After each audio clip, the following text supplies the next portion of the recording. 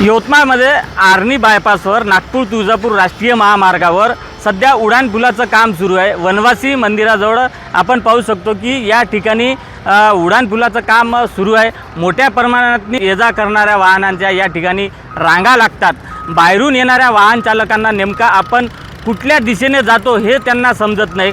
विशेष म्हणजे ज्या कंत्राटदारांनी हा काम हाती घेतलेला आहे त्या कंत्राटदारांनी कुठेही पर्यायी रस्ता त्यांनी उपलब्ध केलेला नाही आणि विशेष म्हणजे ये-जा करणाऱ्या वाहन चालकांना रस्ता लक्षात यावं किंवा यवतमाळ शहरातनी त्यांना एंट्री करता यावी या दृष्टिकोनातून कुठेही फलक लावण्यात आलेले नाही। त्यामुळे वाहन चालकांची या दरम्यान तारांबळ उडते आणि त्यामुळे या ठिकाणी तब्बल आत्तापर्यंत 12 वाहन चालकांना अपघातात जीव गमवावा लागलेला आहे। या अपघाताला कंत्राटदारसह प्रशासन जबाबदार असल्याचं रोष नागरिकांमधून व्यक्त केला जात आहे।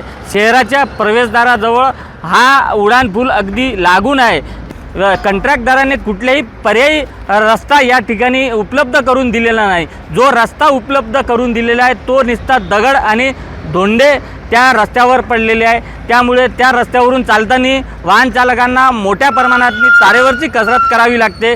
अनेक वाहनांना त्या दरम्यान अपघात होतात, टायर फुटण्याची घटना घडतात। संजय राठोड, साम टीव्ही न्यूज, यवतमाळ।